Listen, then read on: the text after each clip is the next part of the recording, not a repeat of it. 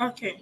So when it comes to using Google Documents, okay, I created a document and I shared the link with all of you. So you all had access to it. When you are working on a Google Documents, you don't need to download it and do what you are right. You can do it on the Google Document. Everybody can work there. Everybody can put their inputs there, then you leave it as such. You don't need to save it or anything. It's a very convenient and easy way of doing something. But I saw that a lot of you downloaded the document and then you were like, you wrote whatever you wanted to write, then you sent it back to me. That is not how to work on a Google document. Whenever a document is shared with you, please try and work on it, like work in that link. When you are done, you leave it as such. It's going to be there forever unless you delete or you delete your email address and everything. That's when you're not going to get it again. So please, next time when I give you a Google Doc, don't download it. Just type in whatever you want to type over there and leave it as such. That is one. So what I'm trying to say, let me just make a demonstration of what I'm trying to say. Um, so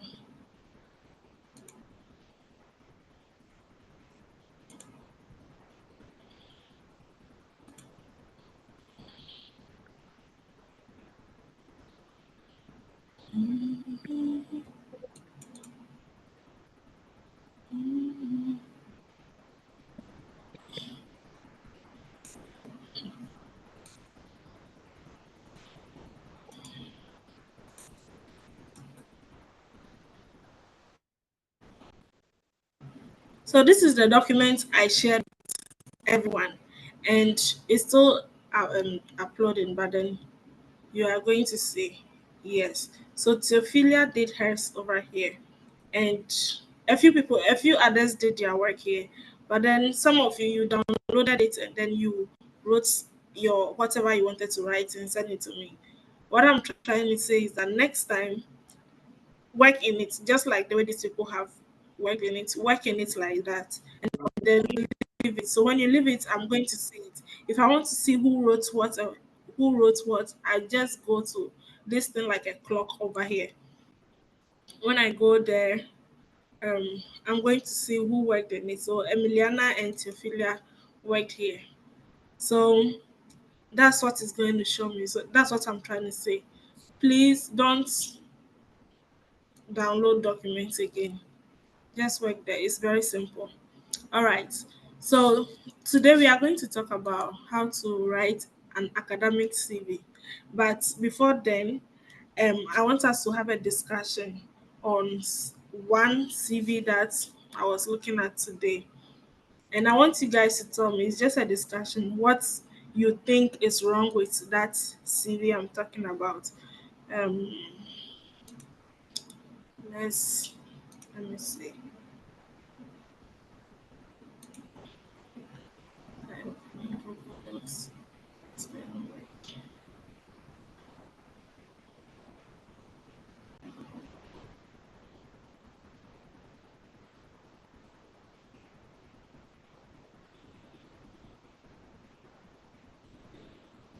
I'm trying to open a document so that we can all look at it and work from and look at what is wrong with it first before we start what even a CV is, what we are talking about today.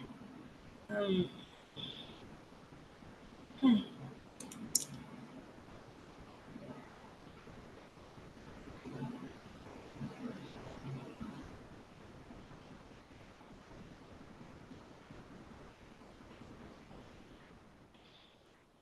all right, so let me share this tab.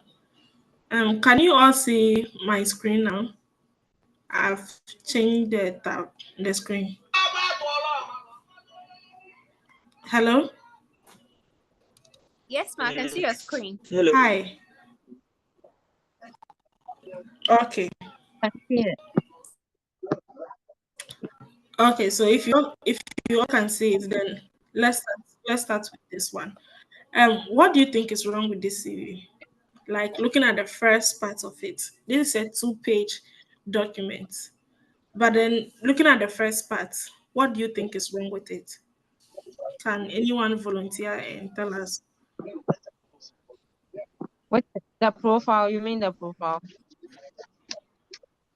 Yeah, the profile, every like from the profile, the name to wherever you can see. What do you think is wrong with it? The format he used wasn't right. When you say format, what do you mean by format? Um, as in the arrangement.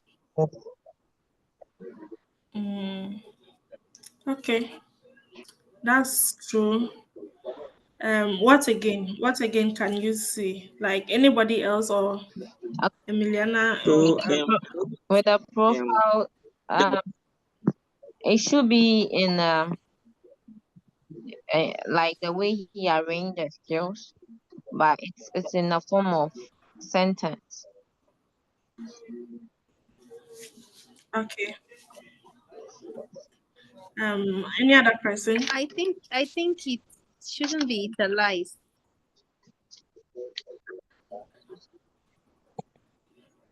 Okay. All right.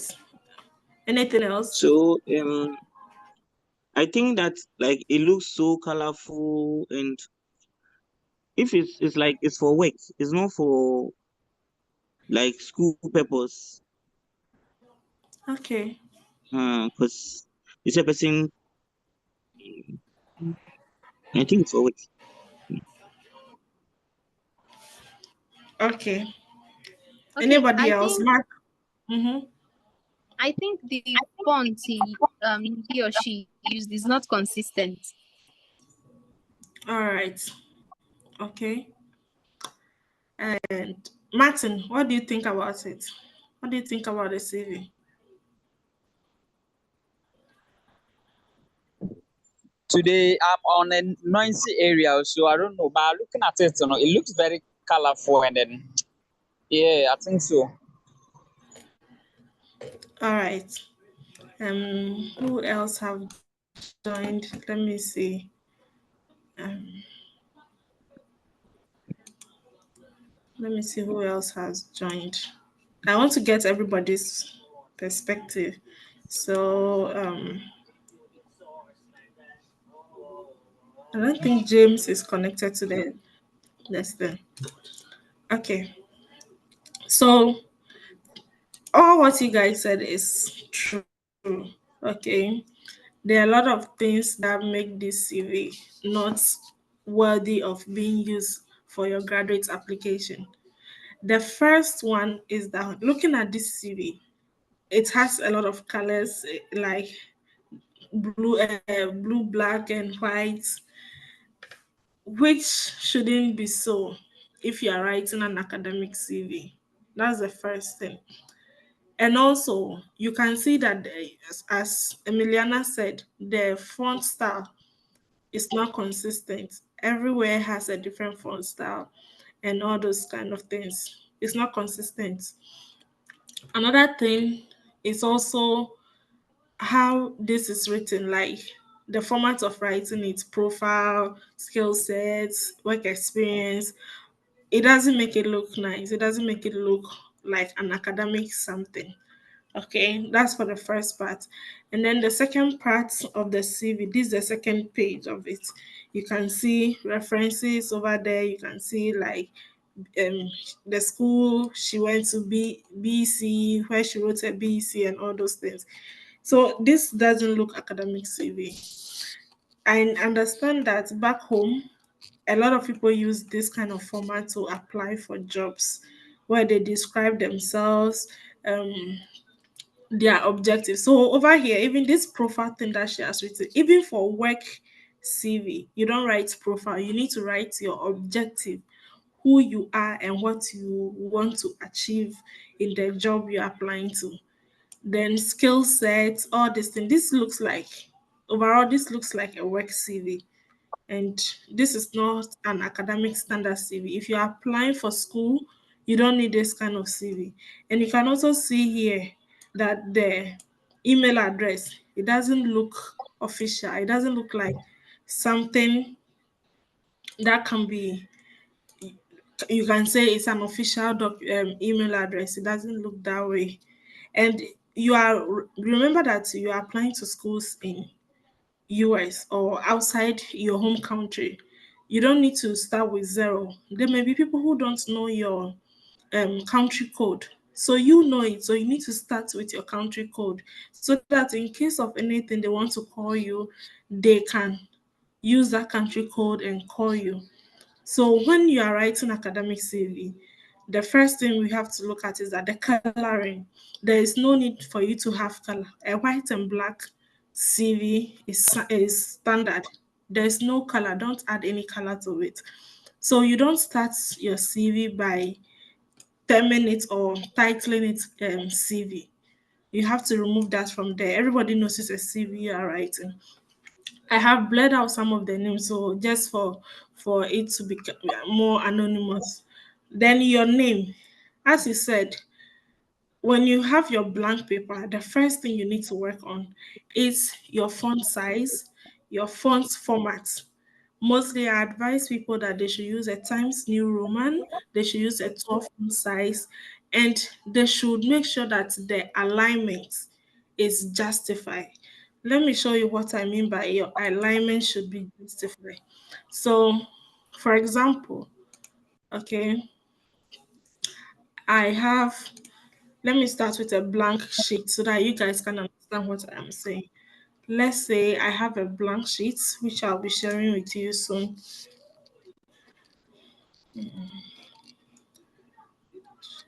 This tab instead. So as you can see, I have a blank sheet. Okay, I've opened a Google document. It can be a Word document on anything. You have a blank sheet. The first thing you need to look at is the font style. So you change it to Times New Roman. The font size, I like to use 12. So I'm going to change it to 12. Then the alignment. The alignment is this dot over here. This thing, when you come here, it's called alignment on the tab. You click on it, you see you can have left alignment, you have center alignment, you have right alignment, but mostly I put it on justify. So this is the first thing you need to do even before you start typing your name or anything. This is the first thing you need to do. Remember that as your CV is kind of like your lawyer. It's what is going to set you apart from every other person. You and every other person can have the same GPA. Let me see if I can mute the person. Charles, I've muted you. Yeah, you and every other person can have the same GPA. You guys can have the same skill set. Like you all know how to use Google Drive. You all know how to use SPSS. You can write a very touching SOP. Another person too can write a very touching SOP.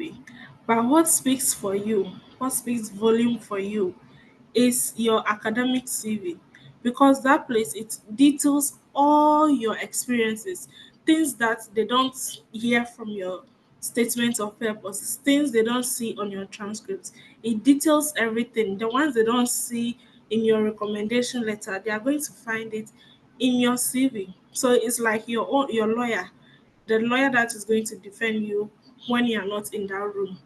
So you need to make sure that you do things right. You do things that are up to standard. So the first thing I've talked about is your blank sheet, how you go about it. Then your name, okay? Your name will come second, and then your address, your phone number, and your phone number, and your email address. So your address, mostly here, sometimes they don't send you an email. They are going to send you a mail. So you are going to get a mail that shows where you stay. So you need to make sure that your mailing address is up to date. Now, this is what I'm talking about. we are going to use this sample to discuss today's agenda. So as you can see over here, the person's name is there, their address, their phone number, and their email address. So as I told you, the email address should be very official. You cannot be having something like 999 at gmail.com. It doesn't work that way. You can use your name. Maybe somebody has your name, like let's say Aram Consult, somebody has the same thing. You can do Aram 7 or Aram 8 consult at gmail.com. So you can do something like that. It still makes it official. But then if you go and use names that may not even appear on your birth certificate or they don't even appear on your transcript, it becomes kind of unofficial. So when you are done with that, your bio data, then the next thing you should be looking at is your education. You need to tell us your education. There are two ways to do that. You can start from the present one and then end with the past one, or you can start with the past and end with the present one. Now, when you're talking about your education, okay, first, the degree you got or the diploma you have, you need to let us know. Where you schooled should be shown. The major you did in this case, Africa, we only do one program. So the program you did should show. The thesis or the project work you did, it should come. Your supervisor name, who supervised you with your project work, or who supervised you when you were doing your thesis, that name should come. Then your GPA, then the year you completed the school. In fact, you can even add the month and the year. So let's say you completed school in May 2006. It should be May 2006 for each school, each education. So if you have 5 educations, all these things I'm saying should show the program name, the university name, the major, the thesis you did, whoever supervised you, and then your GPA. This is what they want to see. So anyhow you want to do it, if you want to bring the one you did 1999 before you bring 2004, it's fine. Just make sure that all these things that I'm saying is over there. Then most of the time in our setting, we don't usually come have like scholarships, we don't get honors or all those things. So you can skip that part if you don't have it. It's fine if you don't have it. Then you go to your research experience. If you don't have a research experience, you can start with your work experience first.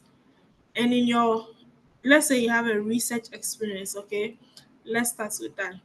What needs to come is that the kind of role that you played, um, the place you worked at, the time frame you worked over there, you need to show. Then you describe the role. If let's say you had more than 3 roles over there, then your points should be bulleted, meaning you should have bulletin points. Let's say 1, you did this, 2, you did this, and you can write up to 4 responsibilities. You don't need to write 6, 10, 11 for one this. No, you don't need to do that. 4, at most 4 is okay for each one. You describe your responsibilities to us. Make sure you have the date when you started and when you completed. It needs to be shown over there. Then you move to your work experience. Okay, we are also going to talk about the kind of words that you need to use. But then I'm trying to get an overview of everything. So, from your research experience, the next thing you move to should be your work experience. If you don't have teaching experience, you can leave that part. Then your work experience. Also, it should also be in a chronological order, meaning that you can start with the past and come to the future, or you can start from the future and go to the past. It doesn't matter how you want to place it, but make sure it is in a chronological order. Don't write that you work from 2006 to 2020, 2009. Then the next one you are writing, you are telling us that you work from 2022 to 2024. It's not chronological. Between 2009 and 2010 or 2012, you did some work. So you need to let us know what you were doing around that time. That is how it should be. It should not be jumping from one, just like you cannot jump from one staircase to the 20th staircase. That's the same way you cannot jump from 1 year, then you jump like 10 years ahead of you. No, you don't do that. Make sure that everything is in a chronological order. Then, in your work experience, you need to tell us if you did any internships, let us know where you did those internships. If you did any work that is outside even your skill set and is relevant to the degree you want to apply for, you need to let us know. What am I saying? So, for example, I studied physician assistantship, okay? And aside me working in the hospital, give me a second.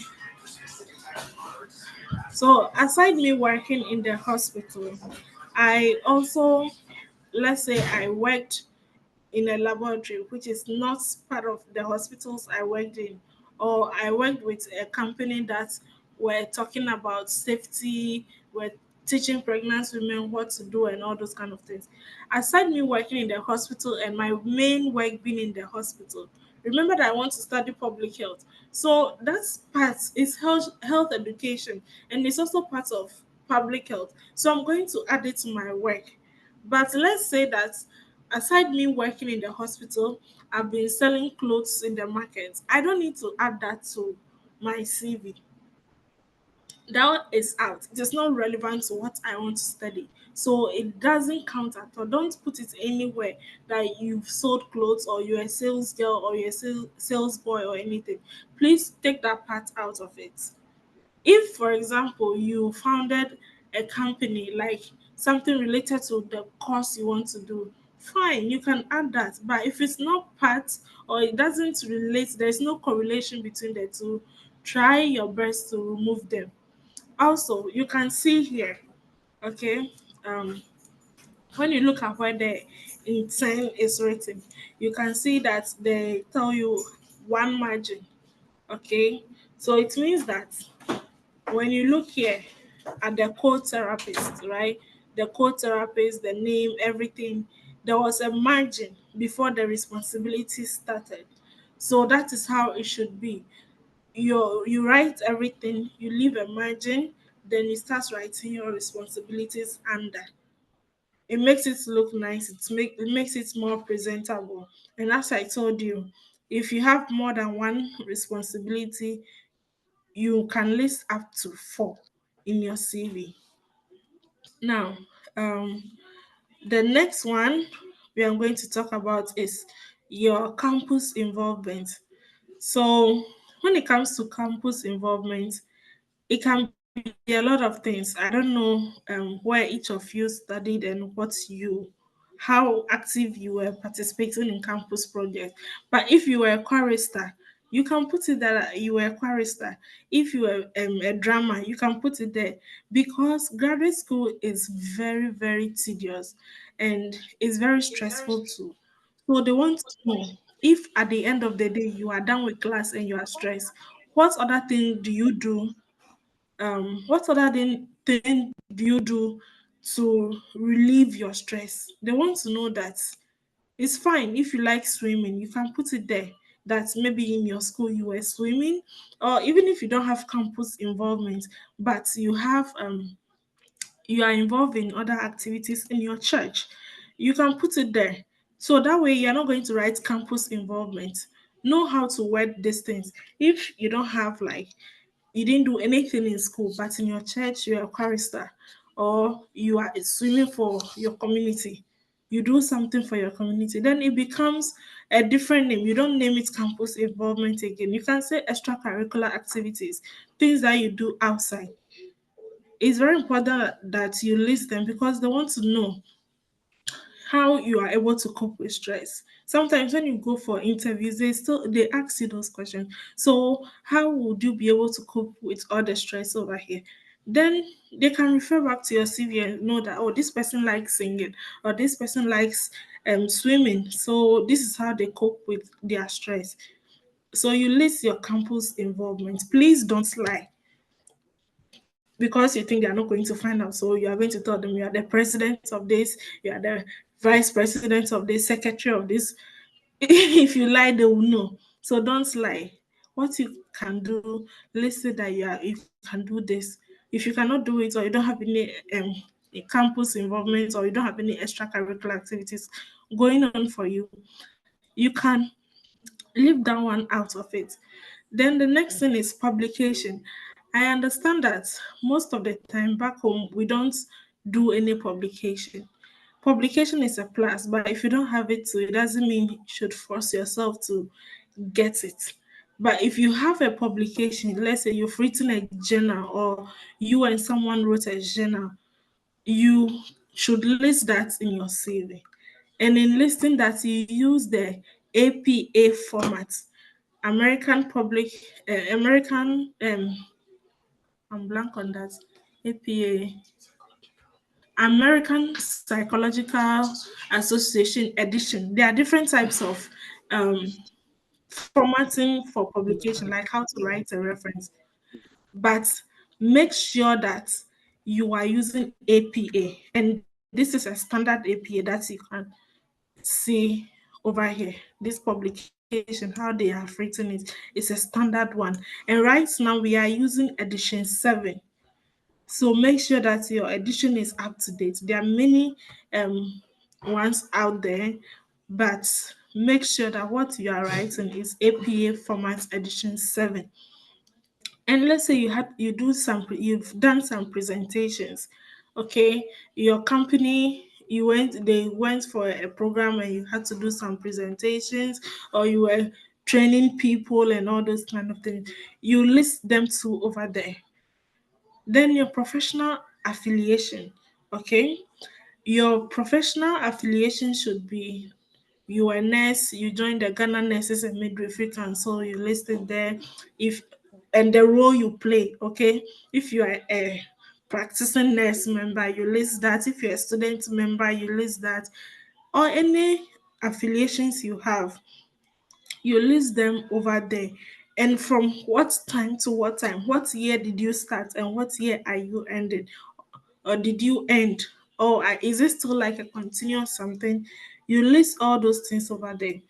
Also, for those of you in like fields that give you license and all those things, you need to list them, that this, you have this license, you have a license as an entrepreneur, you have a license as an accountant. You list your license, the day it's began and the day it's going to get expired, who issued that license for you. So, for example, me, my started, my PA license in Ghana started in January 1st, 2024, and it's going to end on 31st December 2024. And it was issued to me by the Ghana Medical and Dental Council. You list them down. There's no need for you to list that your um, PIN, your PIN code. You don't need to list that. But any license you have, you list it. If you have certifications, like yesterday I posted about UN volunteer, let's say you've done some programs with them, they gave you a certificate, or you've done other programs on Coursera and all those kind of things, and they gave you a relevant certificate, you can list them there. This tells the admissions committee that even though you've left school, you are working, or you are still in school, you are striving to learn more, you are striving to know what is going on, what is new. So any certification you have, please list them. But don't go and be listing certifications that does not correlate with what you are studying. For example, sometimes I took one course from Allison, and it was on how to build a business. I don't need that for my if I'm applying for school. I don't need dates for my CV. It's not supposed to be there. Or how does tomatoes grow, and I go and learn about it because I'm curious. I don't need to put that there. You need to list things that are relevant. Let's say you did SAS coding for beginners. Yeah, you can put it there. You did Python coding for intermediary learners. You can put it there. That is how to put your things in order on your CV. Now, how one will ask me, how do I do all these things that I've said? So you can see the prompts. The first thing that you need to do is that you take a sheet of paper. You ask yourself, what and what have I done? Let's say you go to your schooling, you list all your schools on that sheet of paper. You go to your experiences, your work experience, you list everything. So you even write them down first before you start to transfer it on the computer. Before you start typing everything, write down everything that you have done. Write it down. Then you start transferring it. As you are typing on the computer, you will know that, oh, this thing is not needed. I don't need to put this. And for those of you who are nurses that are listening today, okay, if you inserted cannula, there's no need to write that you inserted cannula, or you did bed bathing. There's no need to write that. Okay, you need to write relevant things, things that are relevant. Patients come to you, you educate them on their medicine taking, what they should do. You educate pregnant women, you provide counseling services. Those are the things that are needed. Those are the things that you need to write. You pass cannula, you pass catheter. It is not important. I know for some of you it's going to sound French, but um I'm trying to talk to those in the nursing field. You don't need to write that you pass cannula, you pass catheter, or you don't need to do that, or you perform last offices. There's no need for you to write all those things. If you are in the business field, there's no need for you to write that you gave change to somebody, you gave good customer care.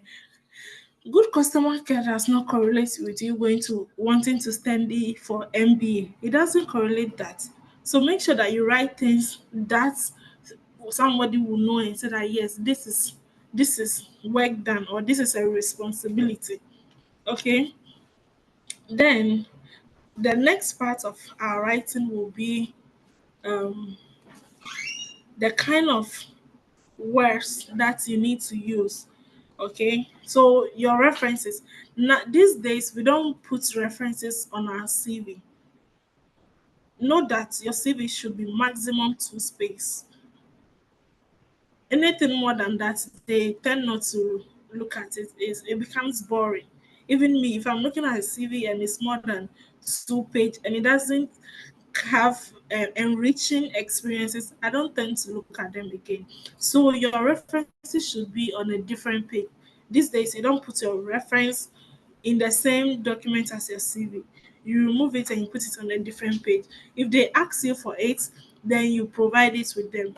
And know that that reference should have the person's name, their title, their email address, their phone number, and also the kind of work they do. So if the person is like Kojo Frimpong, and that person is your head of department or was your head of department, you write that he was your head of department, his professional email address, his phone number. These are the things that are needed. In case of anything and they ask you for references, you can give that to them and they'll contact them like that. So references is going to be on a different sheets of paper. Okay. Any questions up to this stage before we continue?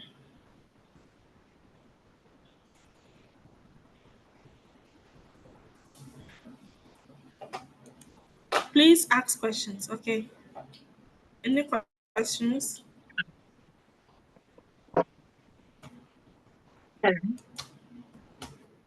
Hello, I can hear you. Concerning the field work, as in your profession. So let's say Mm-hmm. you'll be working on the field and you have pictures, you know, at times you need to take pictures for references. So can you attach those pictures not to your CV though, but then can you attach those pictures to your document? Maybe you can you indicate something like that in your CV, then you attach the pictures? Okay. Thank you for the question. It reminds me of something before I answer your question. Okay. On your CV too, there are things that should not be there. That is your marital status, your date of birth, the number of children you have, your spouse name, your father's name, your mother's name, and your picture should not be on your CV. Please let me repeat it again. Your marital status, your date of birth, the number of children you have, your wife's name, your father's name, your grandfather's name, nothing like that should be on the CV. Okay. That being said, if you have, let's say you went to do outreaches, like you've done a lot of outdoor programs and you are making an application, okay, what you can do is that you can do a portfolio, something we call portfolio.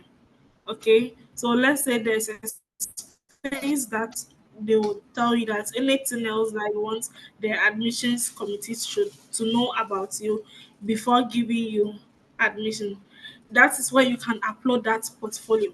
And that portfolio, how to write a portfolio is different. We can talk about it if you guys are willing. Um we'll do that later. But that portfolio essentially tells everybody about yourself again and also the kind of work you've done. So that is why you have like you can put in those CVs, those pictures and those videos that you want them to see. But if they don't ask you for it, there is no need for you to send it to them. Just stick to your CV, the traditional ones that they want, your CV, your statement of purpose, and all those things. Unless they ask you that, well, is there any other thing that you want the admissions committee to know about you, or they ask you to bring a portfolio, that is when you can do that. But until they ask or they give you a space to provide any other information, please don't add pictures to anything for them. They don't need it. I hope that answers your question. Yes, please. All right. Next person who has another question. Hello, everyone. Hello. Yes. Please, I would like Hello, to. Lenovo. Who is Lenovo? It's Lillian, Esther. Es- okay. Okay. Sorry, I didn't change the name. It's fine. It's Okay. fine. Please, concerning the research, can you state the research you Mhm. did at the uni inside? Or it's compulsory for you to do another Okay. research to add to your CV? Because that place confuses No. me a lot. Okay. So when it comes to research experience, let me tell you about me. When I was in my school, Agogo, okay, there was no way that I was going to do research, like do research. So what I did was that at that time they started looking at the malaria vaccine. So I volunteered that I'm going to be a research assistant. So when I volunteered, I wasn't doing like research, going to the lab to do all those kind of things, but I was taking data. Okay, and after 2 weeks, when the children come back, you check their temperature. So you are taking data, and data taking collection is part of research. It's as important as the objectives of the research. So you need to, that is what I use. I told them that, well, I volunteered here and I was taking data. If you are lucky and you go a step further by, let's say, analyzing data, okay, they lets you analyze data, you can add that. But for me, at that time, I didn't really do like a huge research like I would have done today. I just took data and I stated as my research experience, and it also counts. So let's say you're in the hospital as you are a nurse and you are working with pregnant women and they want to know the number of like the hospital is conducting a research to know the number of pregnant women who take their medications daily, and you take that data, you go and sit in the ANC every day. You are taking their names, their age, where they stay, if they've taken their medications, how long they take it. That is a form of research experience.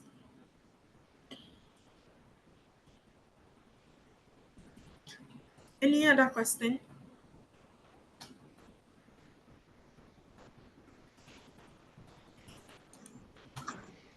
Yeah, I have a question. Okay, I'm listening. So, meaning the research that we did during our uni, we shouldn't include it, right? It's not part of the research experience, or per what you've just explained. It is part of the research experience, okay? Like, for example, when you are in your final year, okay, you do a thesis project and you are marked for it, okay? That is a research experience. You can add that. If you went about collecting data or you did analysis, you can add that, okay? But that research you did, you are going to write it also in your education section, your education part, where you write about your education, as you can see here. Um, as you can see over here, when it comes to the education, over here, as you can see here, you can see that they said anesthesis. Over in Ghana, we don't do anesthesis, we do thesis. So you have to write the title of your thesis, then your supervisor's name, the one who approved your thesis topic and supervise you. What is their name? So you are going to write the title there. But in the course of that research, let's say you did analysis, you did data collection, you did anything at all, you can also write it as part of your research experience. Does that make sense for you?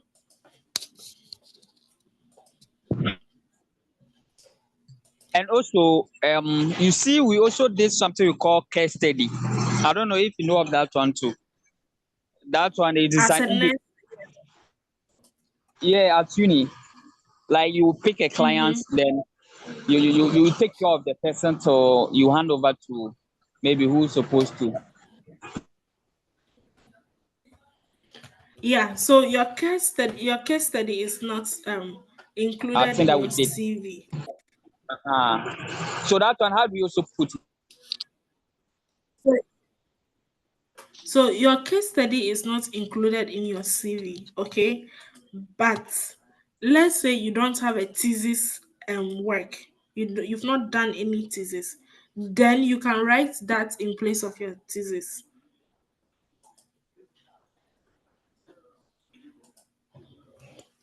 Do you understand what I mean?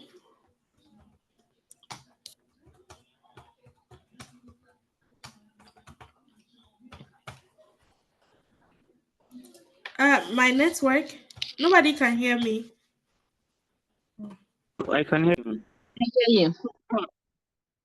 The reply you gave, it was I couldn't get it, so I don't know whether it was from my end about the case study Okay, something. so I said the case study is not important in your CV, okay? But let's say that you didn't do any thesis in your school, that you've not done any thesis at all, then you can use your case study as your thesis work. Instead of your like a normal thesis, you use a case study as your thesis work. But if you have a thesis, please use that one. If you don't have, use your case study. Um, any question again? Yeah, everyone. Um, Yeah. Sorry. we normally do this contact tracing for TB clients. But Yeah. with that contact tracing, Can you use it as your research? Yeah, you can. You can use it as a skill. You trace people to collect data. You did prospective study, collecting data about their everyday life and all those things. So you can add it to your CV. No, okay. Yeah. Thank you. Emiliana, do you have any question? No, ma, I don't have any question yet. I think I understood everything you Okay. explained. I will just go over the recording again and digest it very well. Okay. James, do you have any question?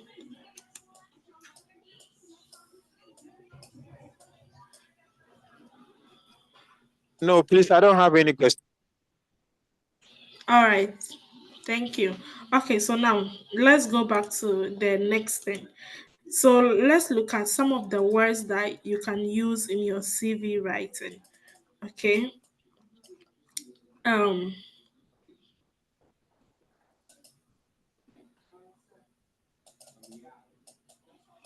so as you can see here.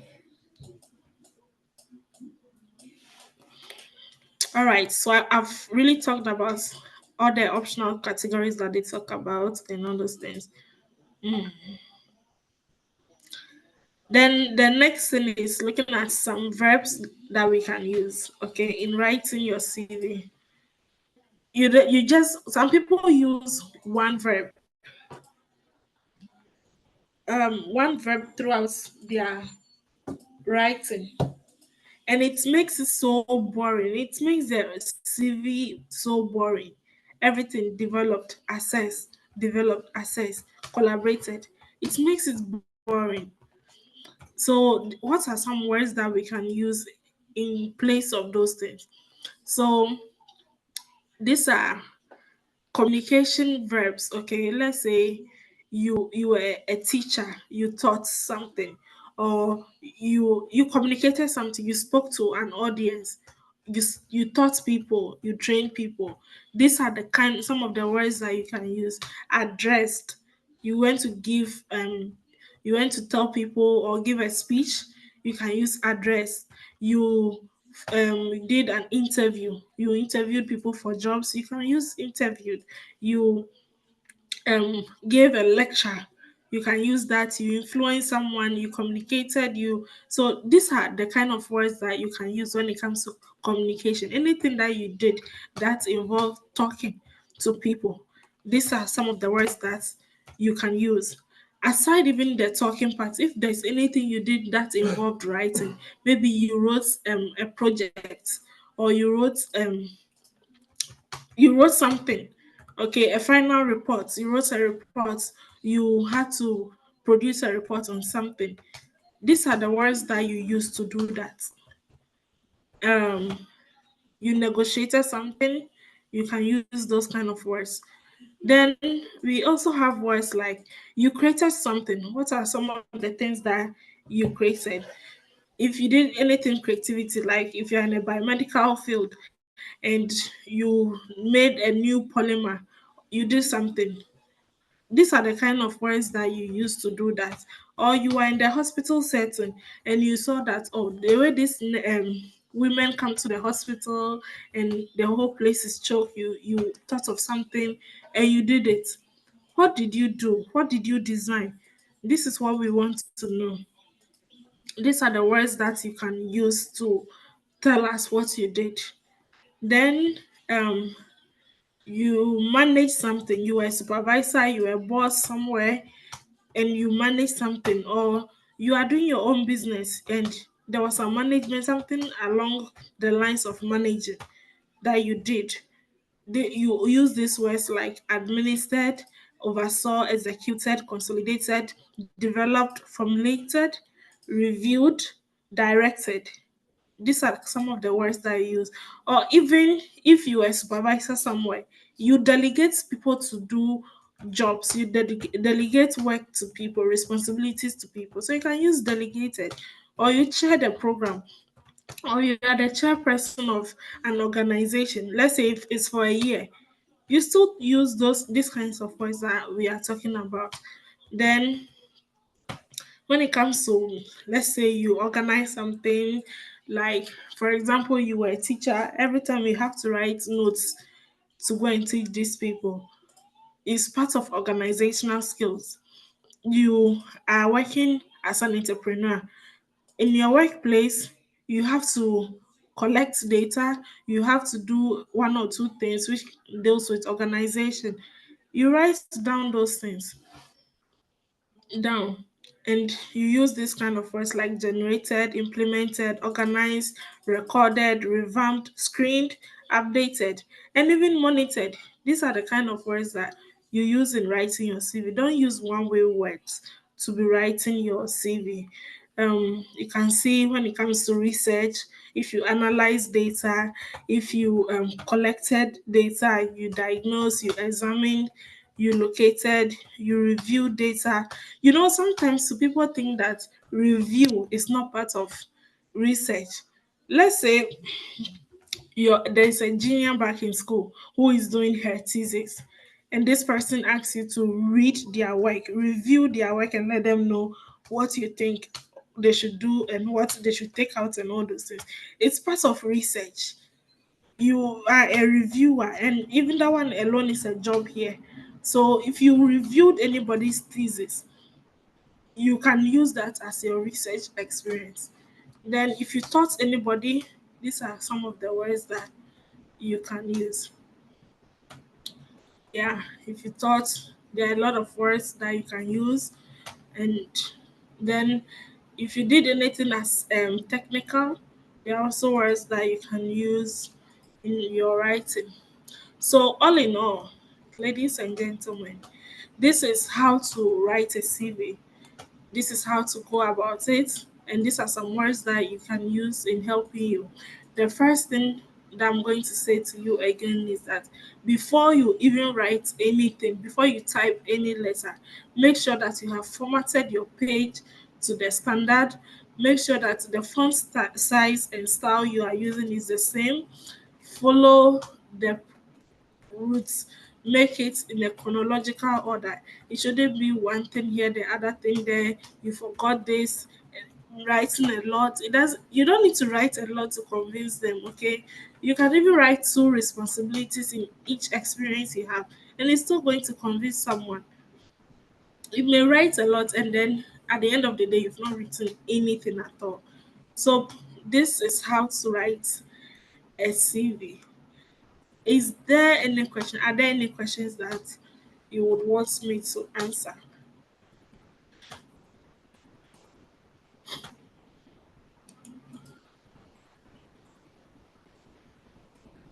Mm, Any questions?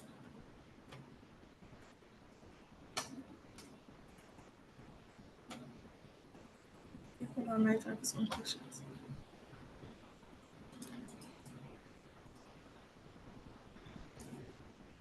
Are they hearing you at all? Please, can you guys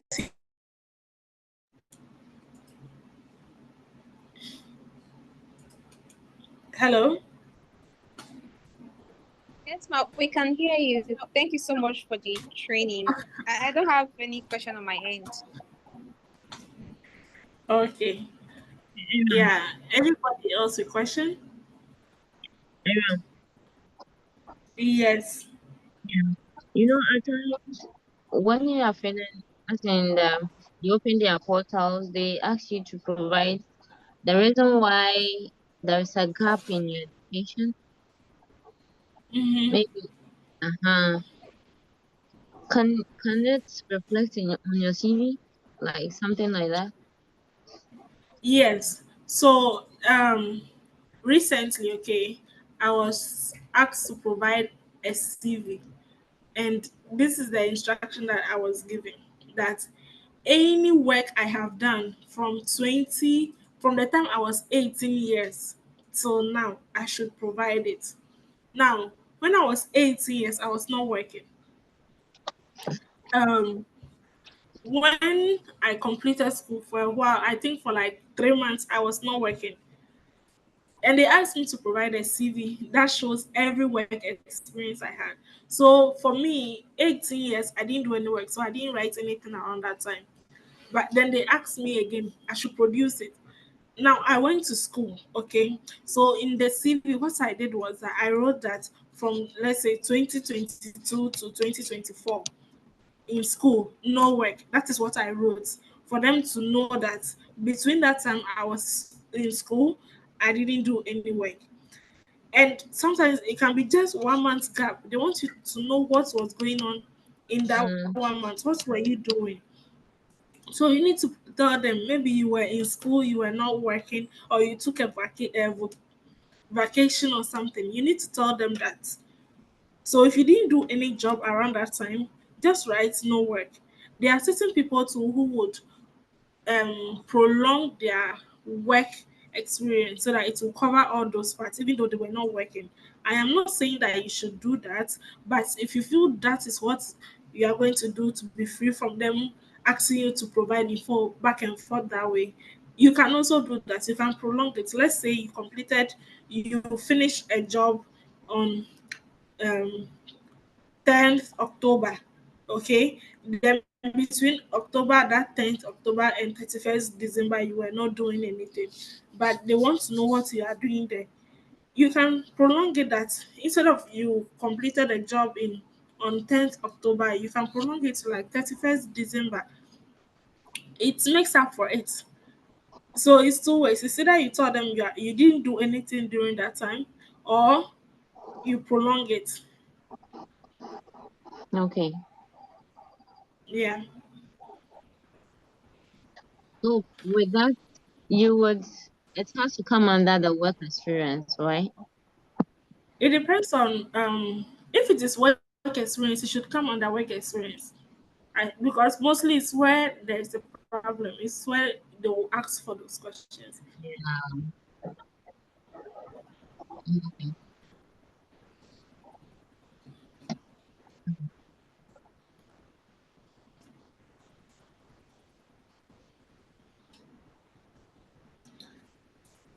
Um, any more question? So what happened if you don't remember the date? You know, in Ghana here, it's hard to, you are sweating, you are as in struggling. You don't even remember those days that you can have let's say a slight idea of maybe the year, but you can't remember the day.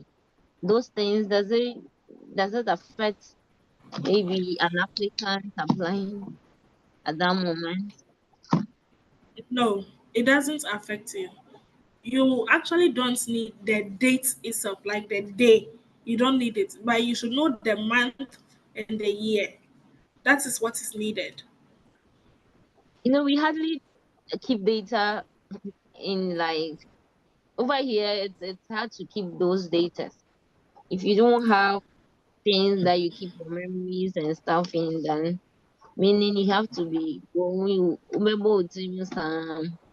Most of the time, the Yeah. years you can remember the year, but the months at times and the dates it becomes a problem.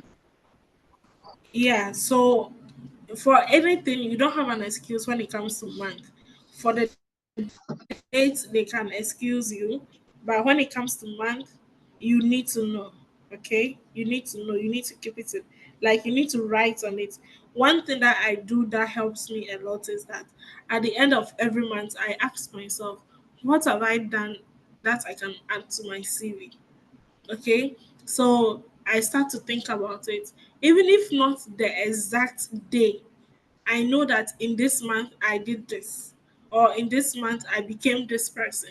So I put that on my CV and I keep it aside. Next time I will go back and rewrite it, or if I need to give somebody a CV. But then I make sure that every month I ask myself, what else can I put on my CV? And I do that. Okay.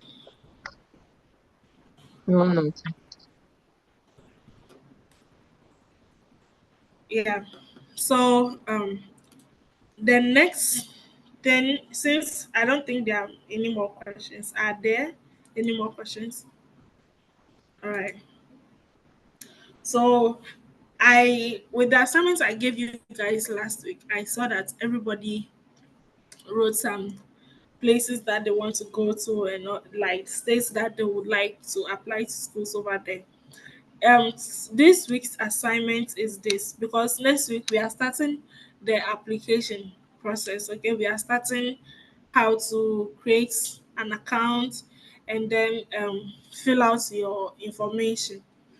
So what I want us to do this week for an assignment is that you are going to pick two schools. You are going to create an account with that two schools in any state at all. I gave you people a list of some schools, and I also gave you guys some states and all those kind of things. So you are going to pick two schools from your first, any of your choices in the state.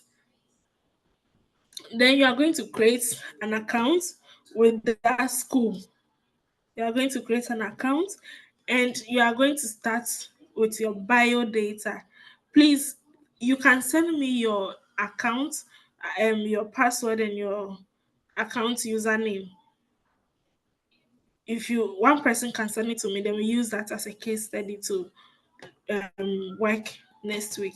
But please create an account with two schools and then fill out your profile. Then we are going to talk about it more next week on how to do that. Is that fine with everyone? Please, can Yes, you ma'am. come again? Okay, I said I gave you some list of schools in each state. So what I want you to do is that you are going to pick two schools, two universities from the states that you want to school there. And then you create an account with them, like to apply to that school. So you're going to create an application account, then you fill out your profile. Okay. Yes. Then one person can give me their own to use as a case study on how to fill out your profile and what you need to look out for. And also, aside we talking about that, we are also going to talk about how to send code email next week. How to send code email, and then we start sending code emails too.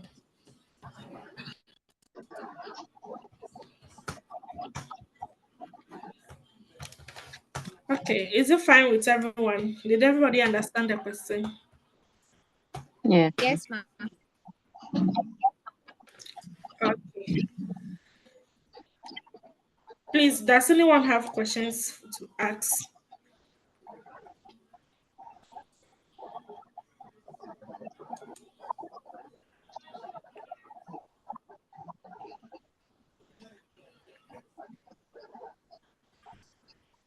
All right. Okay. So the next thing I'm going to tell you guys is that next week I said we are starting how to send code emails and all those stuff. Please, in sending the code emails, there are certain things that you need to understand. There are going to be disappointments. Okay. There's going to be a lot of people who will not respond to you. There are going to be people that will give you short answer. You write like one page, they'll give you one sentence answer. Don't get discouraged. If you get one positive, it doesn't end there. At least make sure that you get like 5 or 10 positive before you become too overjoyed. So this is what I want to tell you people before we start. You are going to send a lot of code emails. At least we will be sending up to 50 code emails before our classes end so that we can have a lot of responses and we can have a lot of people who may want to work with us. So yeah, that's But, it. All the best to you guys. Myron, Yes. um, concerning the code email, you were like we should choose two schools. So The 50 emails, are we sending the 50 code emails? Are we sending it to the same schools? No, no, not that two schools. Okay, we are not Okay. sending it to those two schools. It's going to be a lot of schools, but I'm trying to say that next week we are talking about how to fill out your profile and then how to send code email. So we are talking about two different things here. Okay. Yeah. All right. No more questions.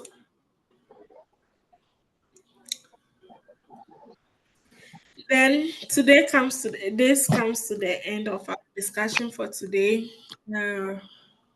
Next week we'll talk more. Happy new month to everyone and happy new week to everyone too.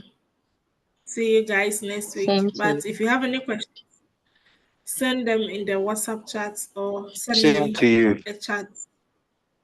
Thank you. Yes, Thank ma. you. Thank you, ma. I sent you a message Thank on you. your WhatsApp after the class Oh, finishes. okay. All right. Thank Thank you, everyone. And I would send the link to the Thank you. recording to all of you, or I'll just download it and send it to everyone. Okay. Yeah. Okay. Bye bye. We appreciate. All right. Bye bye. Bye-bye.